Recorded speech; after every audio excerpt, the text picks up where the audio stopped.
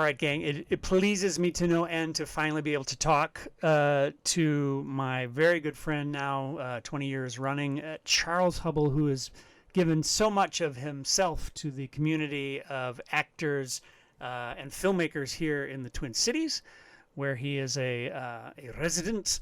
And it will be interesting to kind of tap into some of the many things that he's talked about and that he's done, and that we can learn from that ever so challenging career of the independent film actor. And I'm so happy to bring him on screen right now. Hey, Charles. Hey there, Michael. How are you?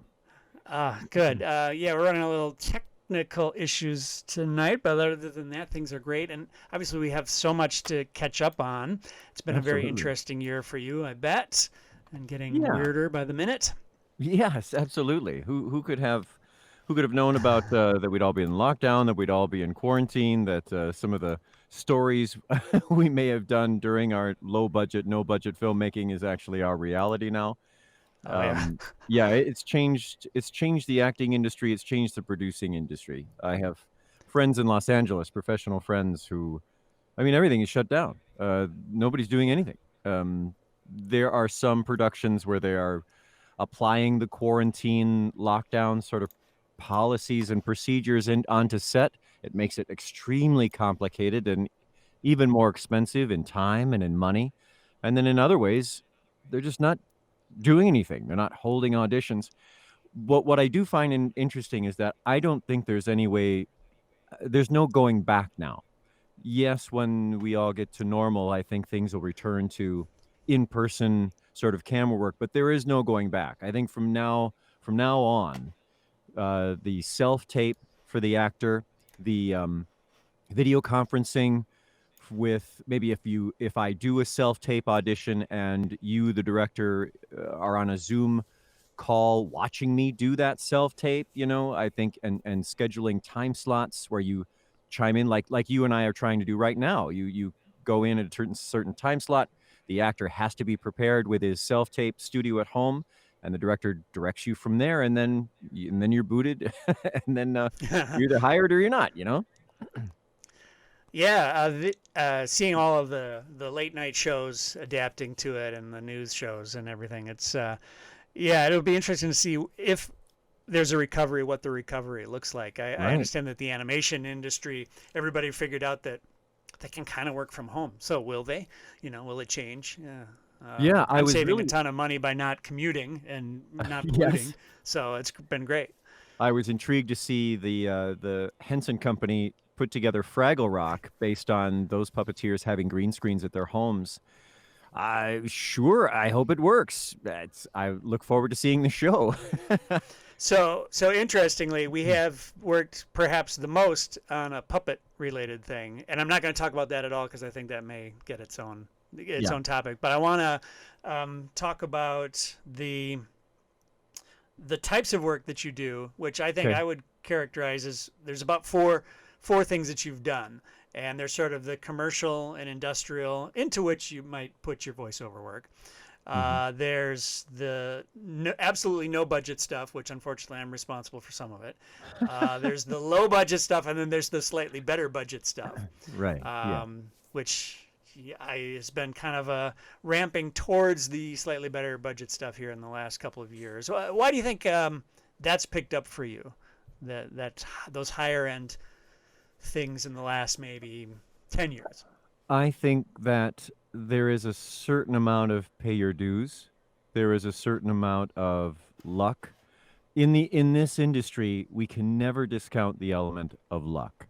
As much as our networking and our skills may lead us to open certain doors, the old Jack Lemmon, "You're just lucky to be in there," is an element that cannot be denied. I think these four categories are very fair. So Okay, good. Should we talk about commercial stuff real quick? yeah, I'm less interested in that, but how percentage wise, how much of that makes your meat and potatoes, do you think? yeah. Let's glaze over this sort of thing. My meat and potatoes is for a long time was commercial and industrial, especially corporate industrial. We lost the connection. with you there, Charles, for a second, and I'm sure it was a brilliant answer. I I hate to can do I that can to you. pick up. It was very I well. know the thing about you is you're very capable of reproducing a performance.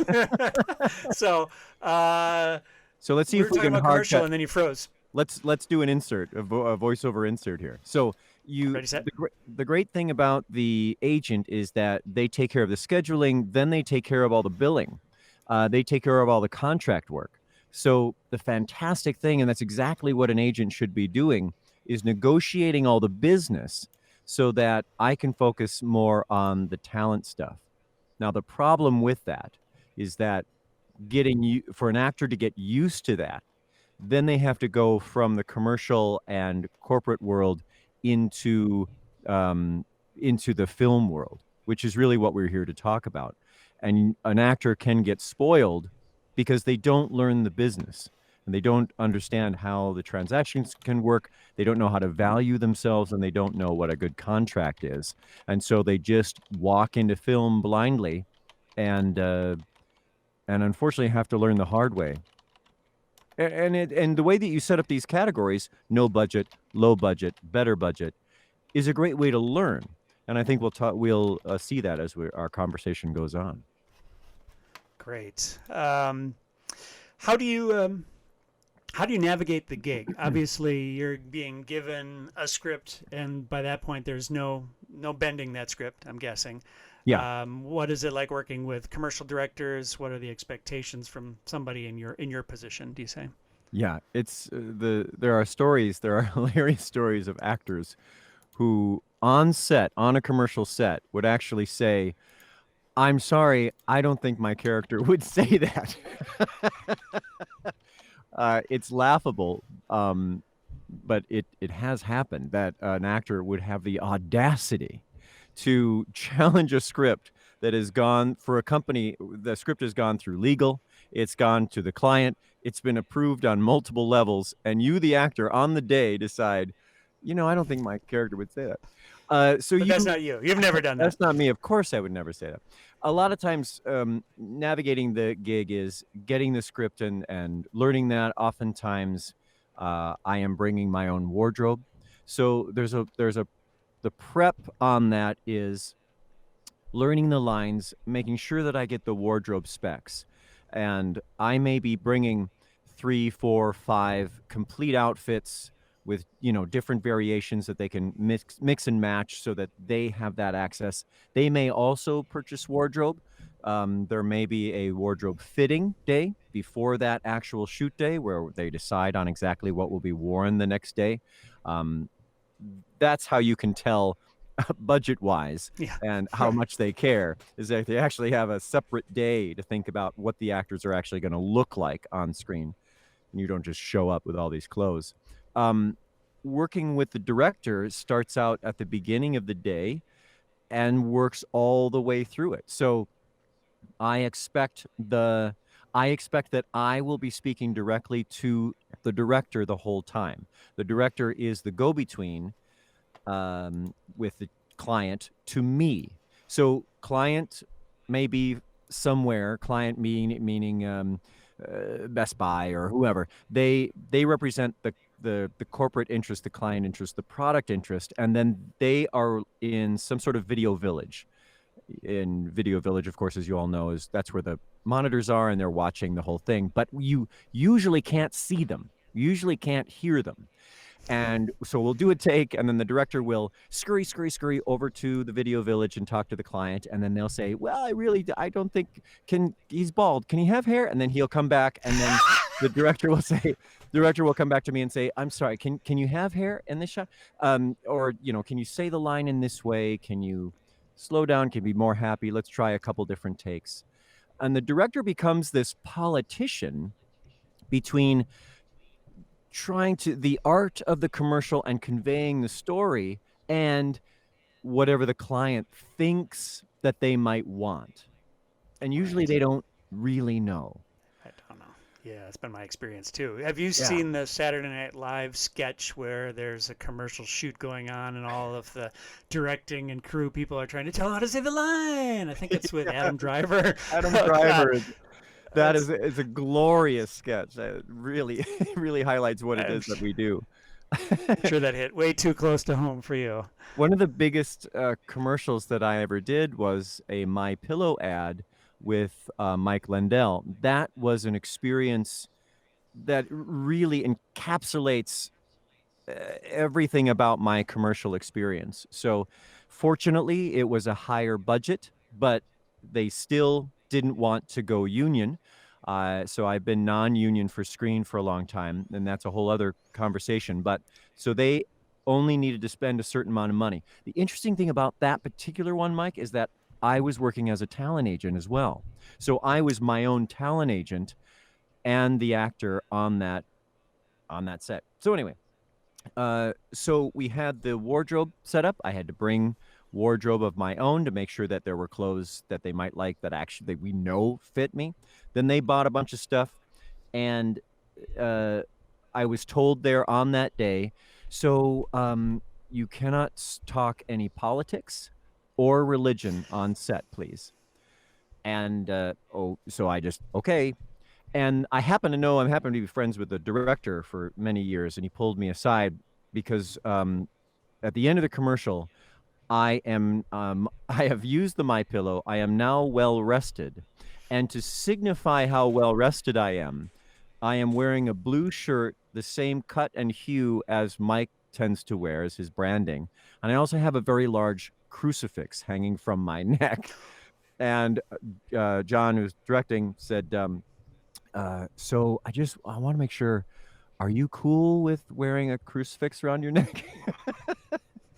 And I said, as any good actor, I hope would say, maybe I'm alone in this. I said, dude, you pay me, I'll wear whatever you want me to wear. And so that was fine with me. No problem at all. So then you get there on the day, and then it's according to his schedule. I've only done a couple of commercials where there was this sort of established celebrity. Um, and when that happens, then you're shooting that day according to their schedule. And so we did. He had other interviews during the day he had to do. So we had to do certain things at certain times and then go away and have a break and then come back.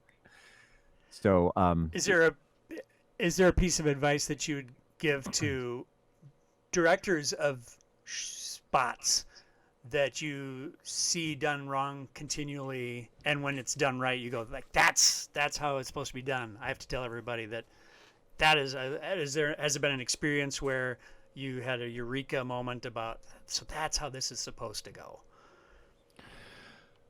on a commercial shoot, it's I think the director's job is different than a film shoot. I always know the difference between a good commercial director and not a good commercial director, because the good commercial director will not allow, I certainly wouldn't see it, not allow the stress of the day to get to them.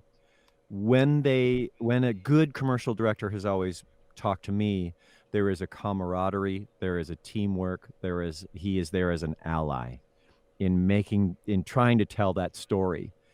And you may think that the commercial is not art, but in fact it is. And the director and the director and the talent we're still trying to tell a story. We're still trying to tell a story as truthfully as it might be. That the truth of that story may be kind of wacky, and so my performance may be broader, but it's still honesty and truth that we're trying to get across. The actor's trade. Yeah. So those are, you slowed down on those a bit, you say, and have done a little bit more of other work since. I think that it's the market. The market has slowed down for me. I tend to do more industrial corporate stuff.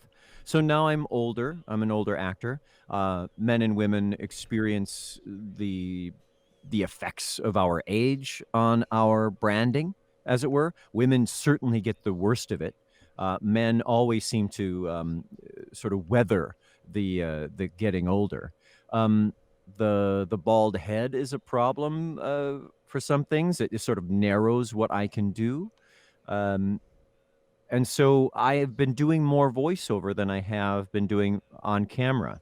But like I said, still the corporate stuff, the explainer, sort of what's known as explainer videos now.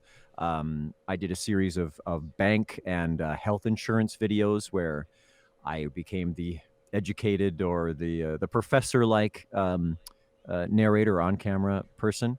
You know, glasses and the bald head and a nice shirt, and suddenly I can tell you about your banking or your investing or your health insurance, and somehow that's I believable. trust him. I trust him. I Look at his trust head. that guy. Trust that guy's head.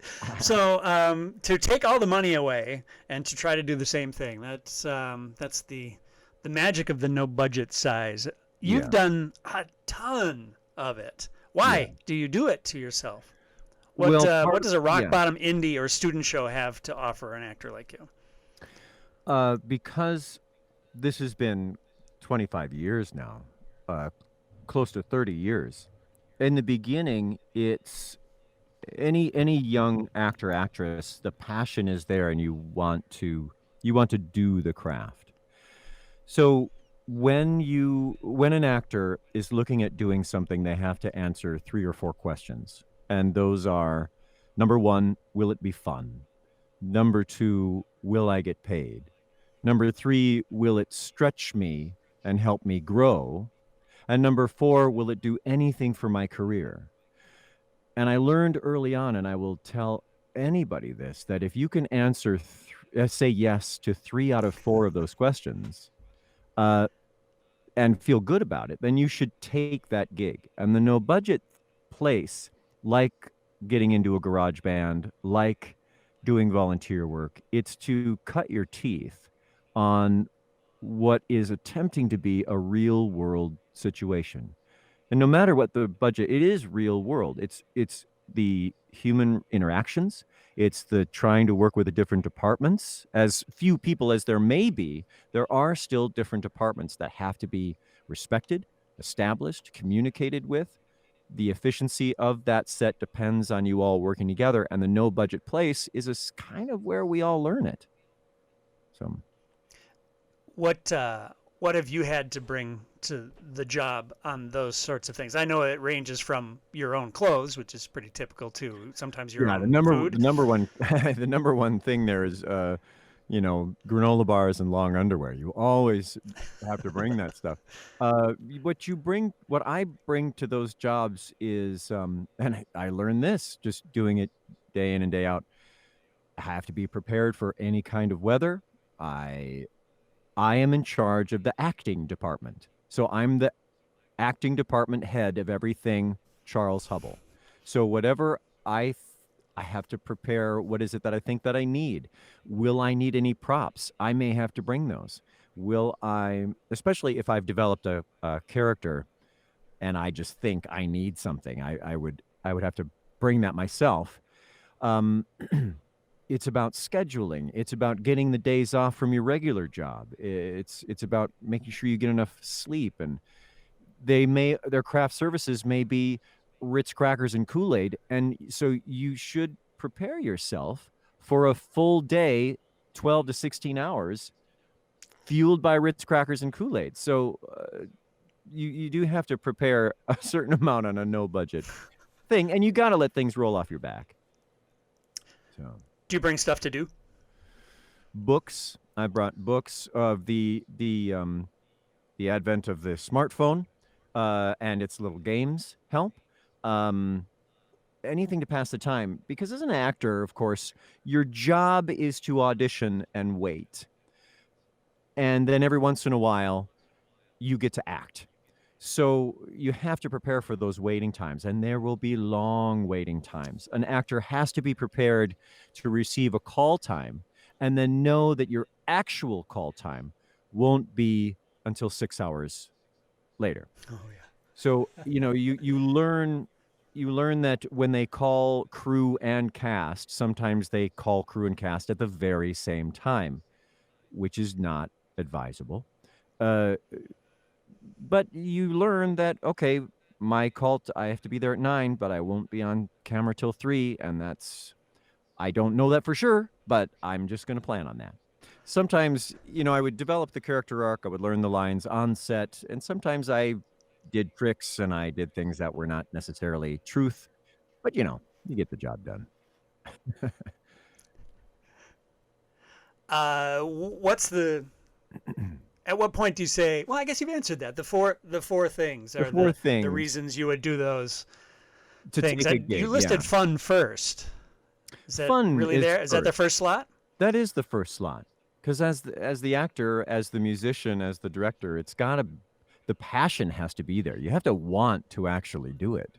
If it's not going to be any fun, if anything isn't going to be any fun, why do it?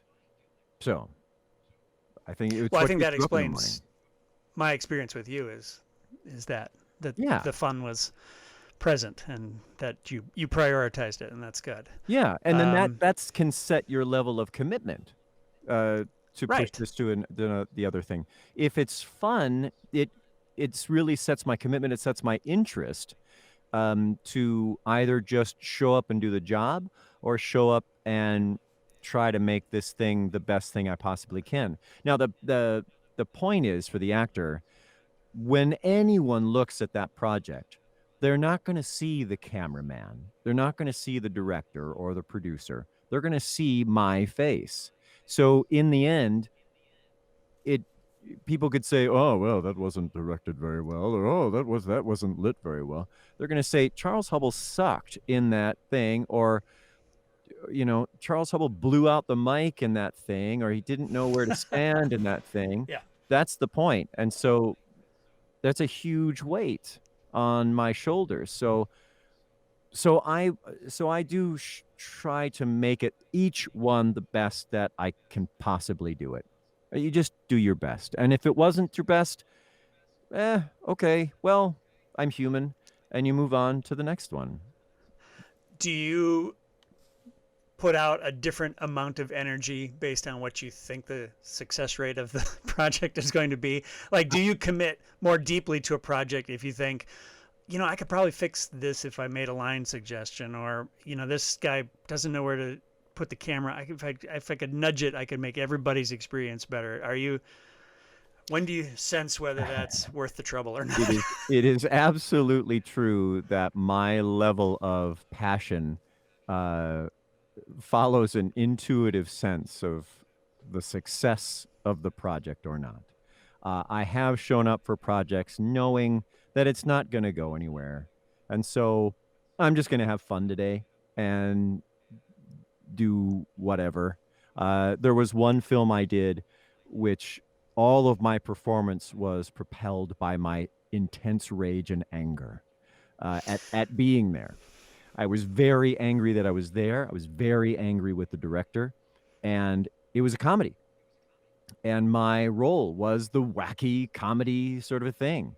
It was a sort of a take on the Russ Meyer sort of, big boobs, guns, and cars. And just thought it was it was terrible. I was angry. And so all of my wackiness was all about being intensely raged, and I can't punch your face right now. And so, yeah. That one was early. That was a long time That ago. was an early one. I don't remember right now what that was called. Yeah. It wasn't Faster Pussycat. I don't remember what that was called. I know the one. Yeah, I know the one you're talking about. That was right about the time that I met you. I think I met you. We must have auditioned you for Planetfall. Yes. Yeah, I still remember that. That was great. And good. That's an interesting thing about the no budget things. So as an actor, I get to meet people during auditions that become friends for decades. And you figure out where you fit in life and this happens with musicians too. You just figure out who you get along with and who just feels good to be around. And when Michael Heagle asks me to do, I've got a new project, or Barry Anderson says, I've got a new thing and I didn't want to bother you, but do you feel like it? Shit, yeah. I mean, I loved working with you before. I get a lot from you. I believe in your personal vision. You make me a better artist when I'm around you. So that's what attracts me to certain no budget things or even low budget things, is saying yes to things. It's funny you should say that, because I think for the first movie that we did together, you probably found it an opportunity to let's play in this sandbox. This is and Hmm. actually it was literally a sandbox at times. Hmm. I have a clip from that, which is us in the quarry. This is now 20 years ago. So let me run this. The This is hell you you say? as you're about to kill Chaz Trug. Let's take a look. Do you know what you've done? The drug in that container is enough to make one man as powerful as an army. We are more than just one man, warriors. You've given us the power to annihilate our enemies, and we will. First, we'll reclaim the capital, then the planet, then whatever I want.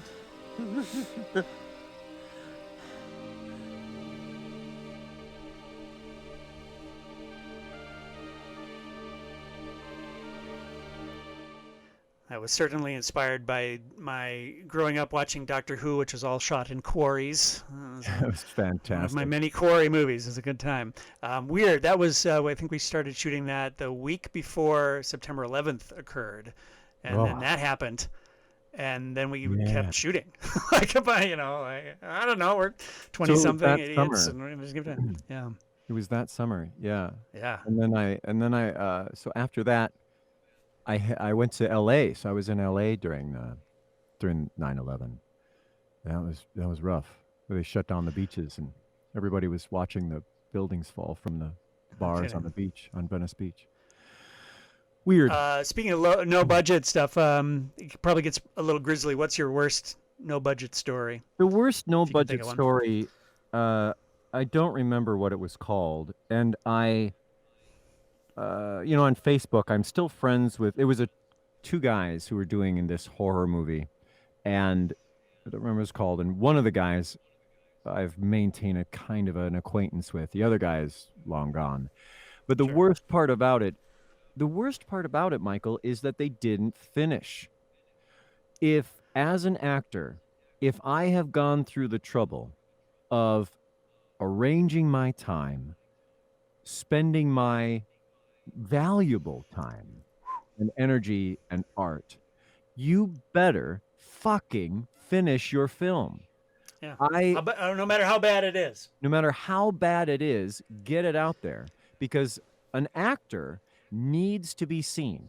In order for me to get the next thing or to go through the next door, it has to be out there to see.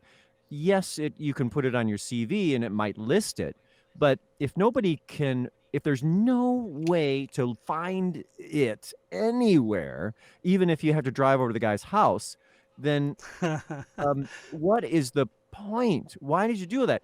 And when I confronted the director, he said, "Oh yeah, I didn't think anybody cared anymore." And sure, your movie sucked, but you didn't Somebody put it cared. together. Yeah, it's. I find it extremely insulting and disrespectful to not finish your film. And I've debated this with other directors who have said, it's a small miracle to even finish the film. I get it. I understand that. It is a small miracle to finish any film. At the same time, it doesn't stop you from making a cut. You can at least make a cut. And you can at least make a cut and give the actor footage for their reel. I mean, anything to respect the actor's time and investment. One of the few things that keeps me going in post-production is knowing that actors need to see it. I've only probably ever finished anything because other people dedicated some time to it. It's like, there's a world out there that doesn't know it exists, so I'm not trying to impress them if I fail or succeed at getting it out. But those Yeah. people who worked on it are going to be aware if it doesn't get finished. So it's a good Yeah. motivator for me. Now there is one director who I did a film with, and it was a fantastic thing, and it has never been done. And I was in Barry Anderson and I did a film together, and it just never got done. It was monumental. It took us to The Italian Europe. one. It was the Italian. We went to Italy. It's never been finished, and it needs severe help. And there's really no point in finishing it now anyway. But that turned around, and we became incredibly good friends and continue to do work together. And I love that. So with all these questions, I mean, I'm looking at your outline, and Michael, and I'm saying the answer to every single one is, well, it depends. you know, Yeah. kind of depends. But in that Well, case, it was, I saw how Barry worked, and I saw what he puts into it, and that meant the world to me. I saw a future with Barry Anderson, whereas other no budget things where I've walked away from. I've actually said, you know what, I'm not showing up anymore, Ooh. or something just simply falls apart and never gets finished. I can't there- imagine a there's- Charles not showing up. That's really weird. Well, if you make a film and I tell you I'm not showing up, then It's hopefully time to that rethink it. maybe. I mean, I'm not. Well, with Barry's thing, you got a trip to Italy. Well, yes. I mean, might have that been interesting. alone. Yes. Now, I won't probably by choice. I won't return to Italy in December ever again in my life. But Cold. I have never been to Italy, and he gave me that free trip, so I really appreciate that. For sure. Well, let's move on up to the low budget thing, of Yeah. which would you say Barry's stuff kind of lands in that zone because they're Yeah. just kind of enough to make those things. Yeah. Nobody's, Again, you get yeah. this sort of gig by auditioning or knowing the people involved. And for an actor, especially in this sort of this mid-America market, knowing and networking is all. So that's how I've been able to get a lot of these things. I still had to audition, Auditioning is a way for you to network, as you say. It what else absolutely is there? Yeah, if an actor is presented with an audition, they should indeed audition. That is, in fact, our job. So, like I said earlier, our job is to audition and to wait, and occasionally you get to act. So, our job is to go to any audition you can because you never know who you're going to meet and who's going to be in that room. You may not be right for that particular project, but whoever is in that room may think, well, he's probably not right for this one, but he is right for something that I'm thinking about doing down the line or that I'm preparing for that I haven't even let people know about yet. There's a number of YouTube front-facing things by companies like Hollywood Reporter and Vanity Fair and things like that, where they interview actors and actors talk to each other about the process. And the one thing that is common with all of them is that they would audition endlessly. Yes. Kevin Bacon auditioning for years before getting anything, and then getting a thing, and then waiting 2 years before he got his next thing. You can never tell. Do you have any advice for people at the auditioning stage, especially for directors looking to get people through a casting call? What do directors need to do better to know that they're getting the right actor? I think that the director, I think any director may not know exactly what they need, and so when they bring actors into that room, the actor is sort of gonna show them what it is that they need. I mean, they'll have a general framework for what the character that they are looking to hire somebody for, but when somebody walks into the room, the director is going to say that is it, or I didn't think the character was that, but clearly it is, and clearly I can't do this film without you. So I think what the directors can do is be very respectful for people's time.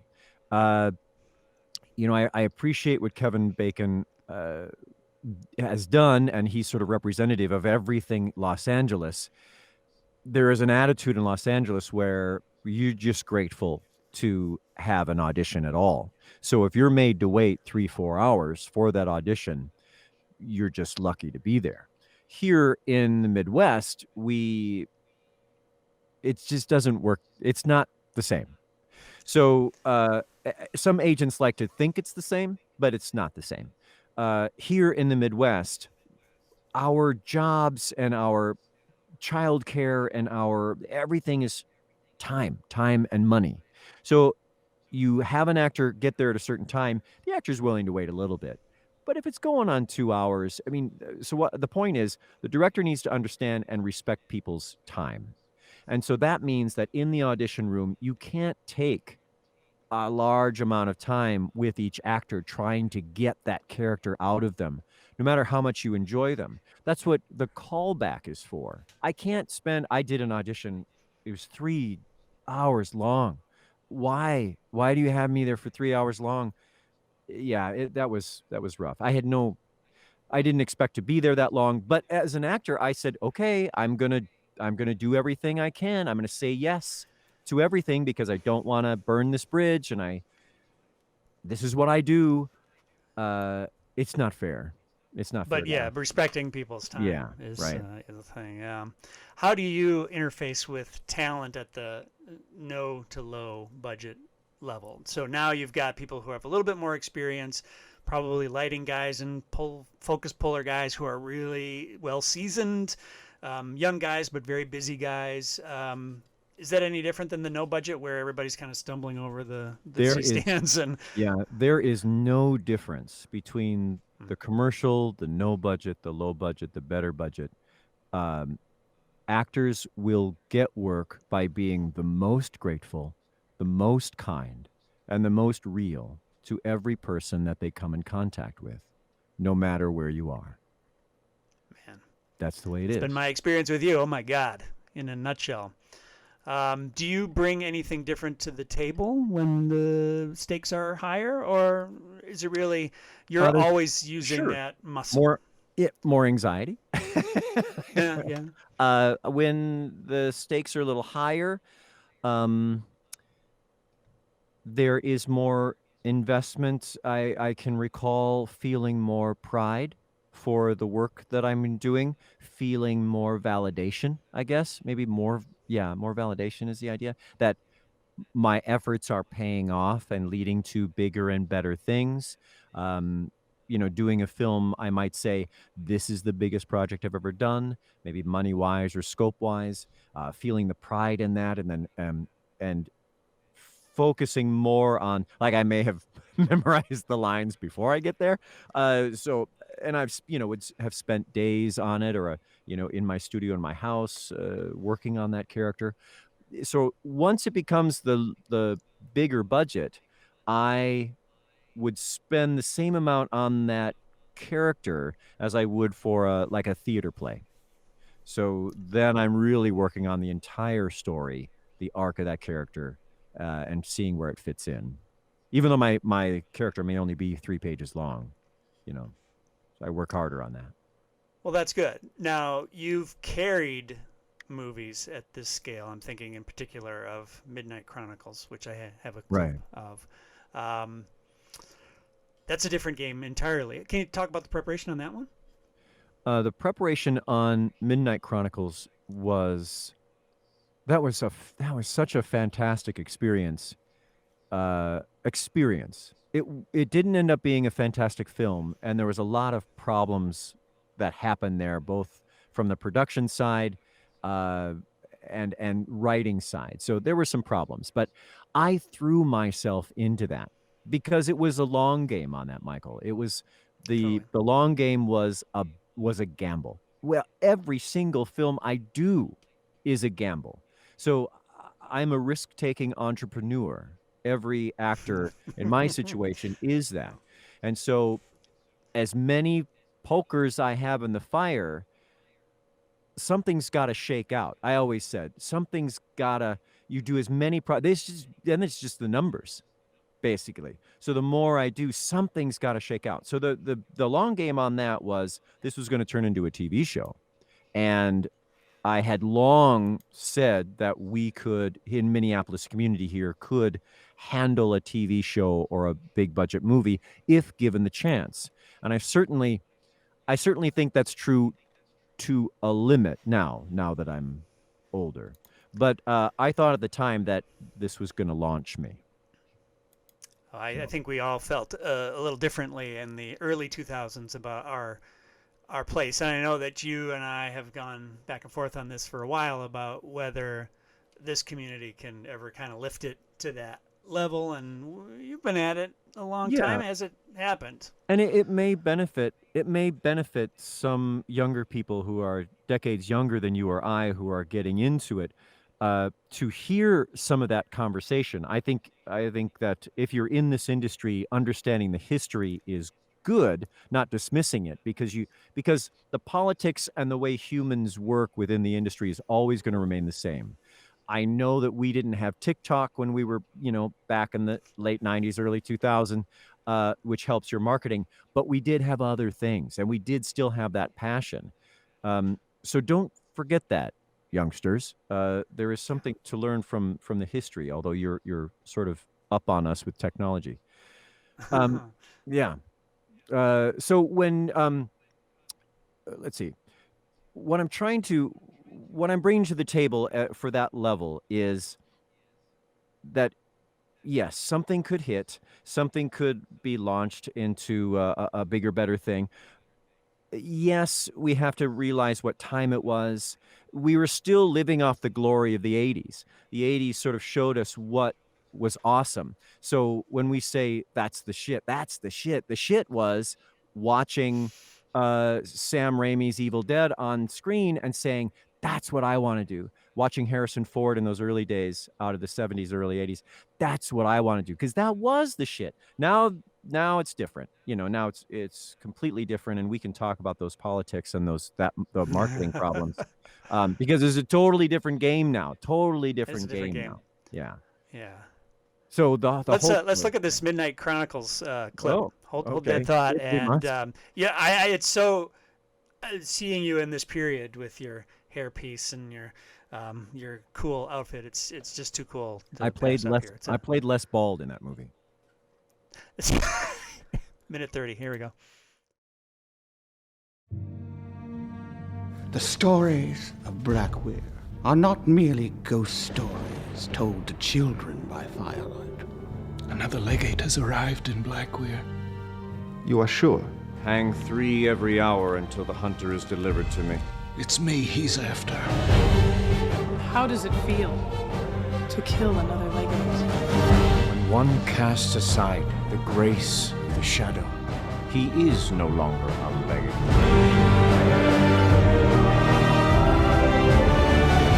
I've never seen such as him. This is no ordinary legate. Regardless of what he is, he won't last long here. None have. Like the ones who came before. This town will devour him.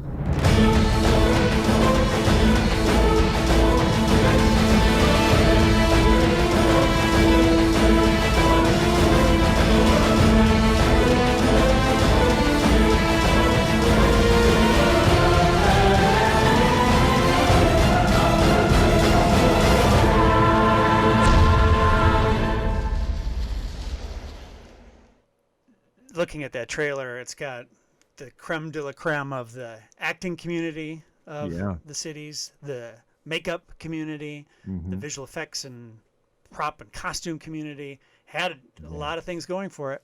It really did. It really did. What it didn't have going for it is just the understanding that, as Bill Paxton would say, you build a film like you build a barn.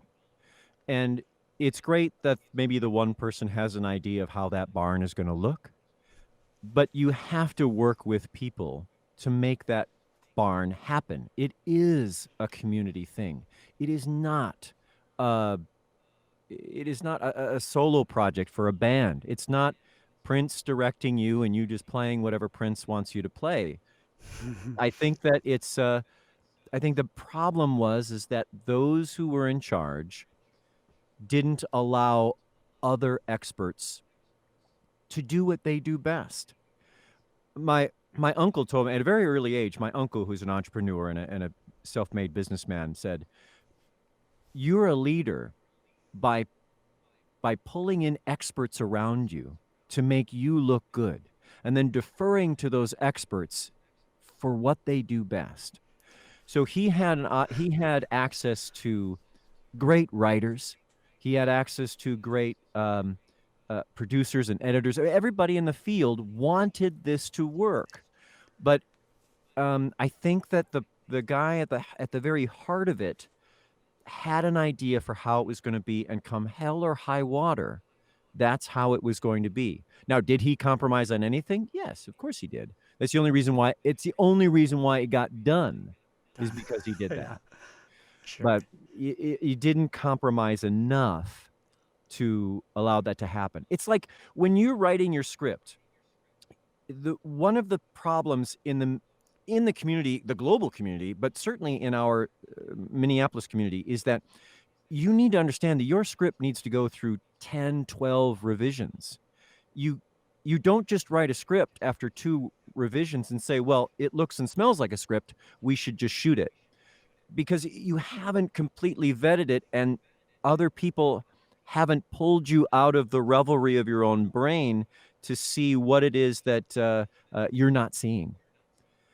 Yeah, you need to really plan for some of these things. So he could have done better at exploring the market he was trying to enter, what Sci-Fi Channel, for instance, was actually looking for.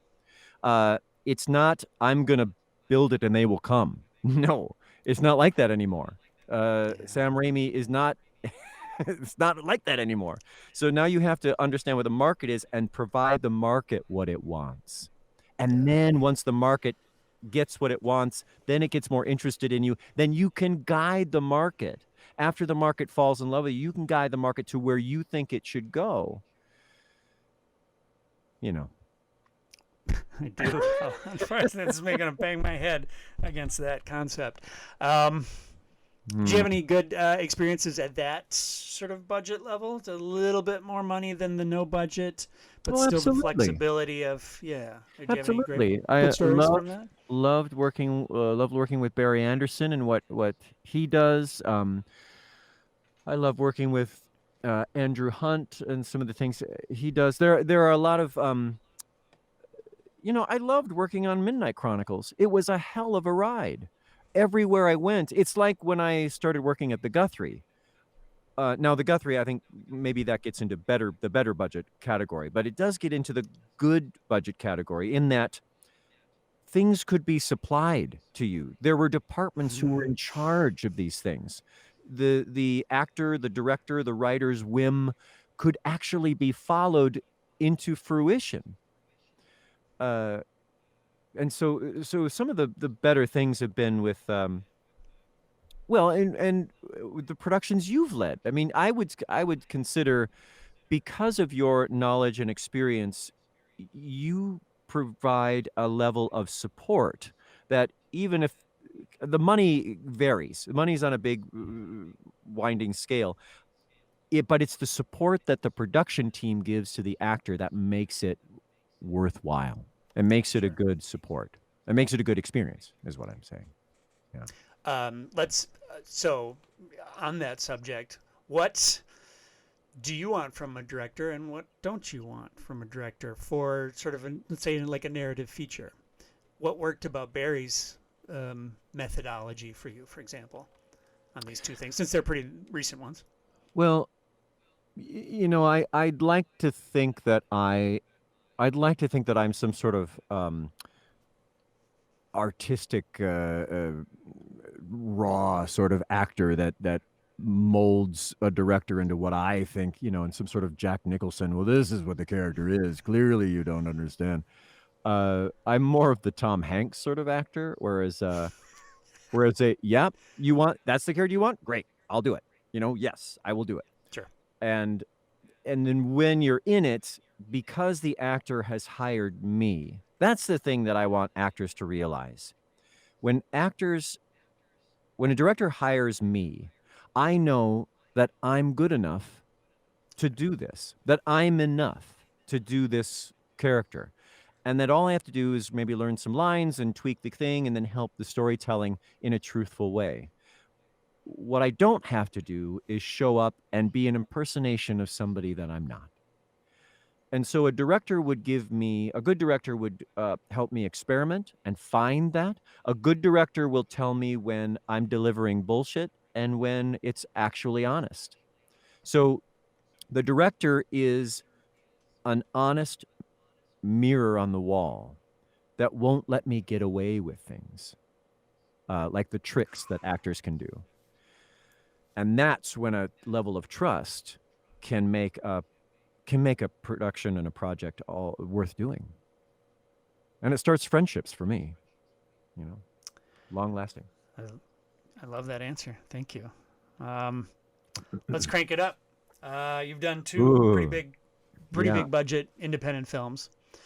I've got yeah. clips from Walking with the Enemy. Can we talk a little bit about your experience there? And how did you get that one? That is a historical drama. Well, what it's really about is it's a true story about some heroic Jews that took advantage of some opportunities that they both created and were offered. And the opportunities there were, it really happened. There was a young man who found that if he dressed up like a German officer, he could help Jews actually escape. And Walking with the Enemy sort of it dramatizes what actually happened, and it sort of makes it bigger than it was. But that's what good drama and good dramatic movies are. It's life bigger. That's why we like watching them. I believe Ben Kingsley said that. So then it was I played a Nazi officer. I played Adolf Eichmann. So in there we had people playing actual historical figures, and eventually they brought in some celebrities. So how So this were you all hired started, on the strength of your Eichmann-like head then? Or was that I how did you get wonder. the... I know there was another guy they were looking at, and this guy and I maintained some correspondence over the years. He went on to do. He went on to do. What the hell was it? It was like Abraham Lincoln versus the vampires. He played Abraham Lincoln. He was Oh yeah, he's very good. wonderful. Yeah, It was he's good very in that. Yeah. silly, and yeah, it was very silly. But he went on to do that, and that was nice to be a friends. He actually reached out. I hear you got the role, and I didn't. That was very kind. But Oh, what interesting. happened there is I saw the audition notice on Actors Access, and the auditions were taking place in LA. I supplied my I think I did some no, I don't think I even did a self-tape. I must have done a self-tape. And they saw that, and I didn't hear anything at all. And then after weeks and months went by, I heard, "Hey, can you be in Los Angeles to attend this audition this weekend?" Yes. So I I had to fly out to LA. I had to arrange the couch surfing, as we do, and I did the audition, and they said, "Great," and I did a couple different characters, and they said, "Thank you for being here." I said, "This is fantastic. Whatever you decide is awesome. I'm just so grateful to even be here. I just came in from Minneapolis to do this for you, and I'm heading back, on Sunday. So just thank you so much." I didn't hear anything for Nice. 7 months. Oh my gosh. And After the war was 7 already over at that point. Yeah, and I thought, well, I mean, I was grateful, and I was grateful. Actors should be the most grateful people in the world. I was so grateful to even be seen. So 7 months went by, and then it was, we'd like to offer you this role. Can you be in London in 2 weeks? Yes. Yes. And then it was up to me to negotiate the contract, and then there was a certain amount of money involved, and I was whisked away to London to attend rehearsals. And then I shot. That was in May of 2009, maybe. And then we were shooting in Romania in June, the very next month. And I was flown to London for a week. I was one of a couple of Americans that were hired for the role. They ended up hiring a lot of Brits. And so there for the week, then I was flown back to the States. Then in June, I was flown in. I would shoot for 3 days, fly out, come back, shoot for another 3 days, fly out. And I mean, it was very, very rock star. It was very, very fancy. I felt awesome to do that. Of course, this went on for 4 years. And it would be, so I would shoot for 1 month, and then I wouldn't hear anything. And then a year later, they would say, oh, we've rewritten a bunch of stuff and now it's better. And so we need you to come back. All right. So I would go back and I would, again, just a day or two, fly in, the fly out day, maybe a week, and then fly in, fly out. And then the next year, it would happen again. And then on the fourth year, they had wised up. Remember when I talked about understand what the market wants? Then on the fourth year, they decided, you know what we need? We need some celebrities because no one's going to want to watch this movie unless there's somebody in it that they know. And so they did. So they hired Sir Ben Kingsley and Bern Gorman and some other folks, Band of Brothers folks, Shane Taylor. I'm sorry, Shane. I didn't mean to forget you. And then Robert, Brown. What's his name? Brown. He played the drug pusher in Withnail and I. With the duel that shits himself. That guy. Fantastic. Love that guy. He was also in Phantom Menace. Anyway, so he's in there, and so then we were on. Are they reshooting at this point? Then are you redoing things? They're reshooting. Yeah, essentially they're shooting new scenes to edit around the scenes they'd already cut 4 years prior. So your rehearsal in London was with basically indie guys, and then working with indie guys, people at your level, and then the reality struck them, and they spent some more money to get Kingsley and company. Yes, essentially right. And there are production guys that were leading those rehearsals that were eventually fired and replaced. There was a lot of turnover on the production team, and I maintained a really close friendship with one of the guys who was there with me. He's in London, and so and then they hired the guy who played Robin Hood on the BBC, Jonas Armstrong. Sorry, Jonas. Jonas Armstrong. He went on to do something with Tom Cruise. That's awesome. And so the problem is, Michael, that when we talk about how there's no difference between the no budget, the low budget, and the better budget, in certain respects, this really holds true. Here was a real estate developer with access to millions of dollars who had never shot a movie before, deciding, there's a lover of history, deciding he's going to make a movie. So he and his executive officer, the guy who handled all his money for his company, his real estate company, they decide they are going to be this Batman and Robin duo, and they're going to make this happen. And it was, I'm sorry to say, it was haphazard. It was a learning curve for them. It was millions and millions of dollars to create your own film school and bring in a bunch of people. They had enough money to hire Dean Cundey, who shot Halloween and Honey, I Shrunk the Kids and Jurassic Park. So they had enough money to bring in the experts. And there's a whole expert production team over there in Romania. They're called Castel, and they do everything.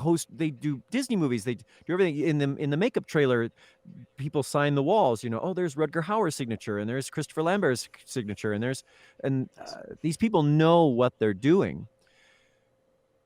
And at the end of the day, I would talk to some of them, and they say, at the end of the day, we're just not sure that we got what we needed to get.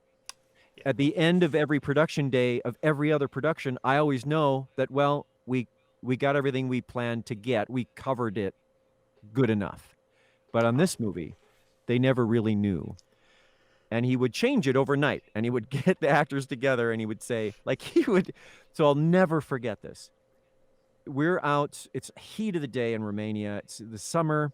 We're all outside having lunch, and the director hurriedly comes over. He's very, very excited, and he comes over to Jonas, and Jonas is sitting on a table with his legs with his feet on the chair, so he's up a bit, no shirt on, and he says, the director comes up and he says, I figured out how to end the movie.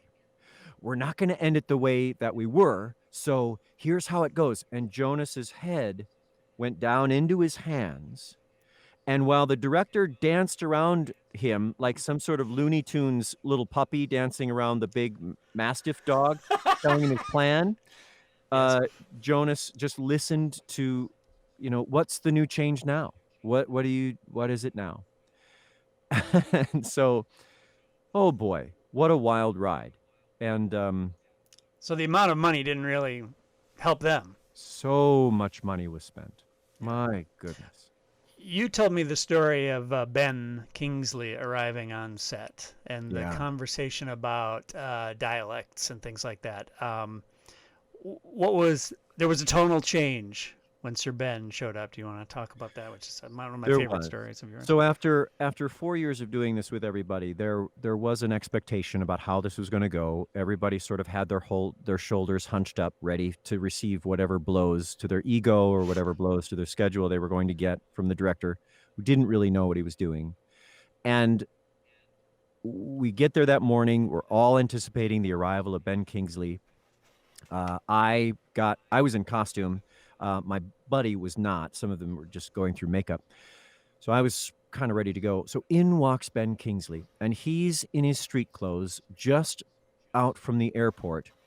He's all in black, and he has this marvelous knit cap on. It was a little chilly. This lovely leather jacket, and he has an assistant. And so he's wearing a little black, very nice backpack, and he hands that off to his assistant. And the first thing he does is, so he's doing all that, and immediately the room quiets down, and everybody is focused on Sir Ben Kingsley. And a lot of us actors are we find ourselves in this weird receiving line, like it's like we're at a wedding. Yes. And so the first thing he does is he comes right over to the actors, and I happen to be second or third in the line of actors.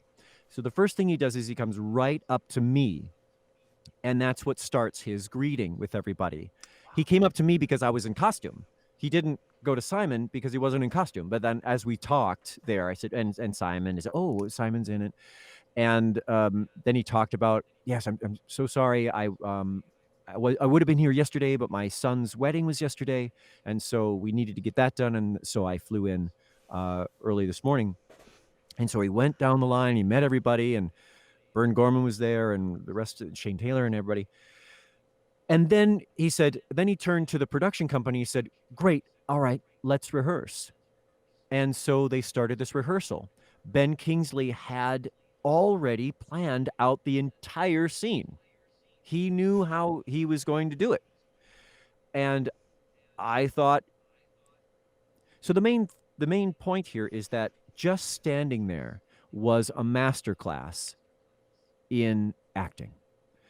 I got to see an expert on set doing his job, and I was actually hired to be there. I was, talk about a validation.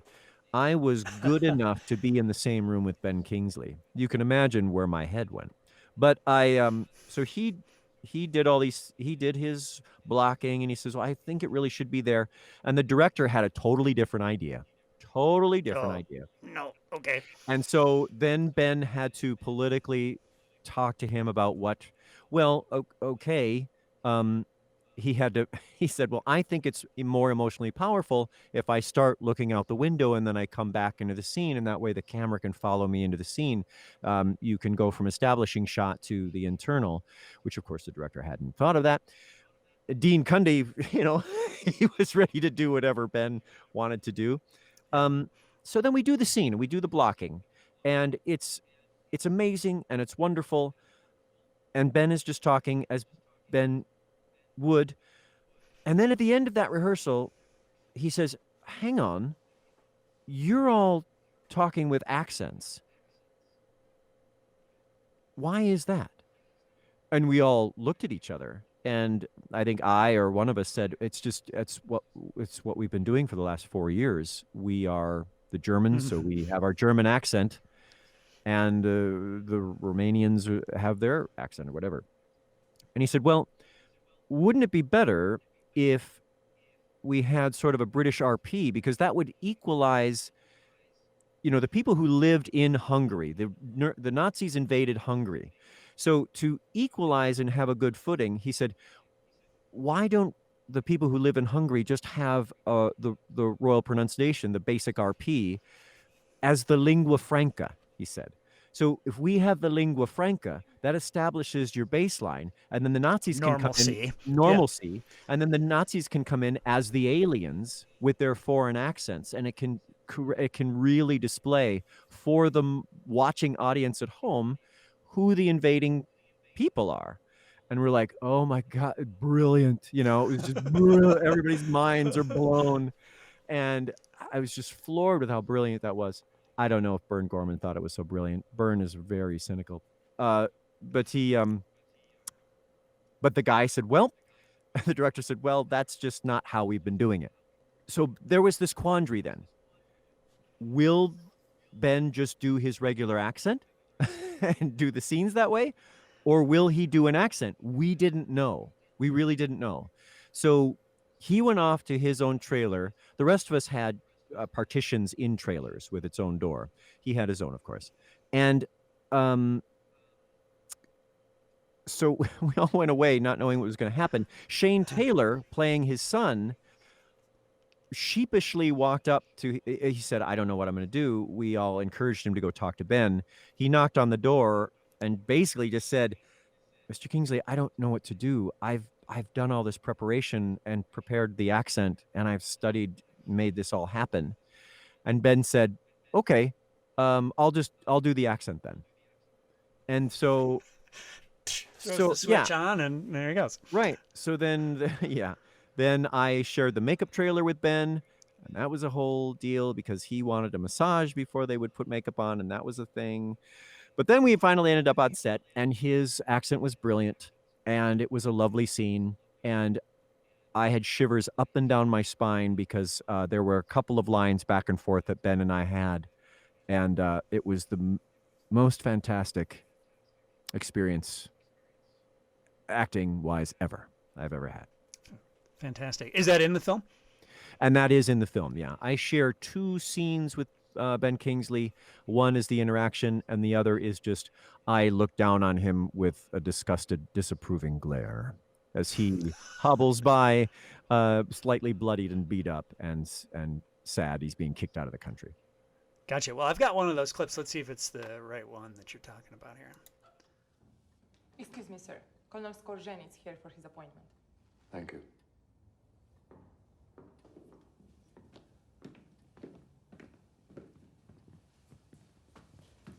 Welcome. Regent. This is my son, Miklos. Regent, to be perfectly frank, your resistance to the resettlements of the Jewish population has not gone unnoticed. Jewish labor is required for the war effort, and Berlin must know that you are loyal to the Reich's cause. You are referring to Hungarians. They're not your affair. All policies regarding the war effort are my concern. Now, I am ordering you to give authority over the Jews to Colonel Eichmann, and oil production will be under German control. Chairman Salashi will be assisting us. The Arrow Cross has no governing authority here. The Führer needs our full support if we are to stay strong and resist the Bolshevik barbarians. You have no need to advise me, Chairman. Regent, as you know, non-compliance with Berlin is treason. Good day.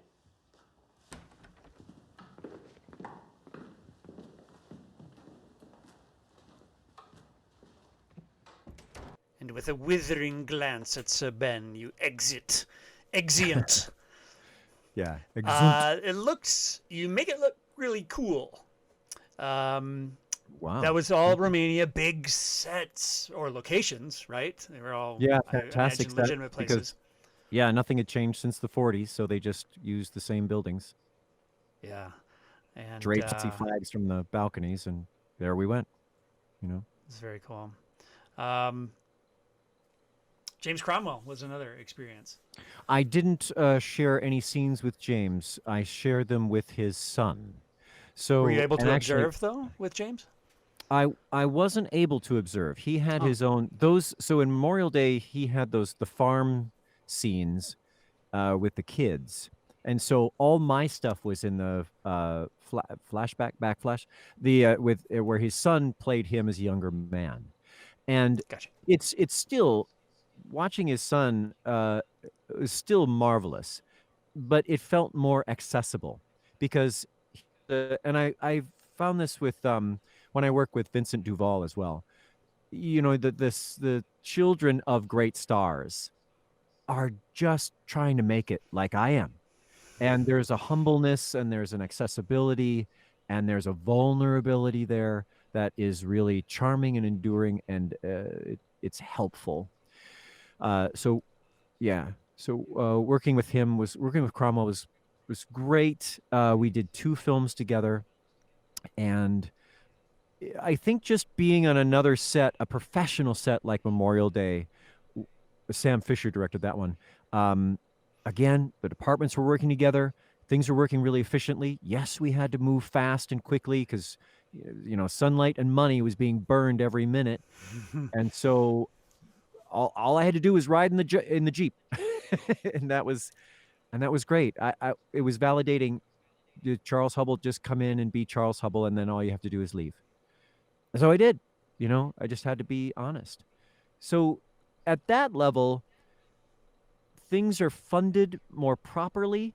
You're supported better. The food is better, and food is important. You know, I bring it up, and it seems flippant, but to be energized through the day, you need to have that basic down. You need to be warm. You need to have food. You need to have slept. And so, you know, being put up in the hotels, so you could be there on set at 4 a.m. That was, you know, all of that is very, very important because lots of money is riding on that picture being the best it possibly can be. So as the actor, you need to hang on as tight as you can and put aside the mind-blowing, you know, when any minute they're going to figure out that I'm a fraud sort of thing. You need to put that aside and understand that you've been hired, and that means you're good enough to show up there. They wanted you. They wanted me. So clearly, I just have to show up and be me and be grateful, be kind, respectful, and focus on the job. That's amazing. Looking back at your body of work, what's the favorite thing that you've done, or a couple of favorite things that you've done? A couple of favorite things that I've done. I wouldn't trade the Walking with the Enemy thing for anything in the world, as weird and as wild and as, you know, didn't really work as well as we wanted it to. One of my other favorite things that I love doing is the Transylvania TV stuff that you and I did.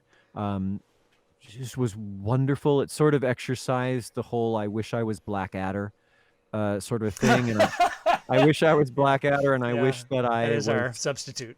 wish I worked for Jim Henson, because I have a secret desire to be a Jim Henson puppeteer. And I think working with Barry Anderson on his stuff, those are my favorite moments. You know, the Midnight Chronicles. Cool. Everything has its gold in it, but there are a few shining places. Which of the Barry movies did you think you had the most fun on, and which do you think turned out the best? I think that Soviet Experiment turned out the best. This last one turned out the best. And what else did I do with Barry? We did the Italian thing. Lumber Baron. We did Lumber Baron. My God, that's how old I am. I forget what we do. Lumber Baron was fun, and that was great. That was good bread and butter acting. Right. Although I hate him for giving me that mustache, and I will never let him live that down. But as period correct as it is, one has it is, draw the line somewhere, and the line is drawn right here. Not here, right here. The market didn't want that mustache, but the writer did, the producer did. So boy, now I'm going through a lot of things that we've done together. So that's it. Yeah. That's cool. Well, thanks, Charles. I mean, obviously, I personally know that we can talk a lot more about this, and could. maybe we need to gently pitch the idea that you and I might be doing a series on how to do this, this at the level that you're talking about. Yes, and I think it would be great to include some of my friends, including some of my friend actors in London and those in LA, just to get the perspective of what actors are doing in the different markets. I think that would be really exciting and interesting. Well, I'd like to think of our conversation tonight as like testing out what kinds of subjects would be of interest to people. And I'm going to defer to you and let you drive the curriculum on that one. I'm very excited to start talking about that. Marvelous. I'm so grateful that you cared enough to talk to me tonight. Thank you. Are you kidding? It's been way too long. And I would give you a virtual hug. Indeed. I would give you a virtual hug. So thanks, Charles. Say hi to the family for me. And Will do. On the next one, we'll haul in your lovely wife, who has as many years of experience at it as you do. And it's just as good as you, too. You married into some smart people there. I did. All right. Thank you, Catch sir. you guys soon. You bet, man. Talk to you soon. Bye, all. Stuck at home with nothing but a fantastic internet connection and a couple of major streaming services? Want to recreate the experience of hitting up a local video rental store for a couple of VHS tapes just like in the 80s and 90s? Well, look no further than Big Retro Video. Let Video Vinny be your guide as he points the way to retro video finds on Amazon, Netflix, YouTube, and more. It's Big Retro Video! Right.